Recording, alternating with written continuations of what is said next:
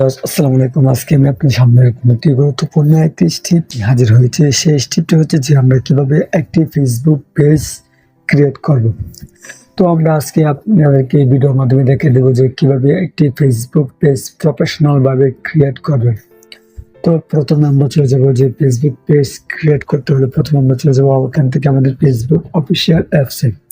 তো আমরা ফেসবুক অ্যাপসে আসছে, তারপর আমাদের সামনে কোনো একটা ইন্টারফেস চালু হয়ে যাবে। তারপর আমরা এখান থেকে চলে যাবো যে এখানে থ্রি ডট মেনুতে আমরা এখান থেকে থ্রি ডট মেনু এখানে যেখানে থ্রি ডট মেনুতে ক্লিক করে দেবো। তারপর এখান থেকে আমরা সি অলে ক্লিক করে দেবো। তারপর এখানে দেখতে পাচ্ছেন যে পেজেস নামে একটি অপশন আছে। তো আমরা এখান থেকে একটি পেজেস নামে অপশনে ক্লিক করে দেবো।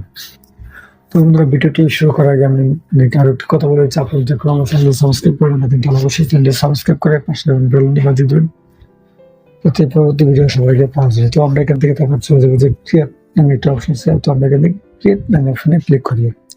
তারপর আমাদের এখানে আমাদের ফেসবুক পেজ যেহেতু করবো, তো আমরা এখানে একটি ফেসবুক পেজের নাম দিয়ে দেবো। তো আমি এখানে আমার নাম দিয়ে দিচ্ছি। তো আমি আমার নাম দিয়ে দিচ্ছি একটি টাইটেল দিয়ে দিচ্ছি FM। আপনাদের যে নাম ভালো লাগে আপনারা সেই নাম দিবেন। তো আমি আমার নাম দিচ্ছি যে শুরুতে একটি টাইটেল দিয়ে দিচ্ছি। তারপর এখানে আমরা নেক্সটে ক্লিক করব। নেক্সটে ক্লিক করে দেওয়ার পর আমরা এখানে আমাদের কি করব যে আমাদের ক্যাটাগরিটি কি, যদি পার্সোনাল ব্লগ হয় বা রিলস ক্যাটাগরি হয়, তো আমি এখানে রিলস ভিডিওর জন্য একটি ইয়ে করবো। তো আমি এখান থেকে রিলস ক্যাটার দেবো বা পার্সোনাল ডিজিটাল ক্যাটার এখানে দেওয়া যেতে পারে। তো আমি এখানে যেহেতু রিলস ভিডিও আছে, তো আমি এখান থেকে রিল ক্যাটারটা সিলেক্ট করে দিলাম। তো তারপর এখান থেকে আমি ক্রিয়েট অপশনে ক্লিক করে দেবো। তো ক্রিয়েট অপশনে ক্লিক করে দেওয়ার পর আমাদের সামনে আরো একটা ইন্টারফেস চালু হয়ে যাবে। তো আমরা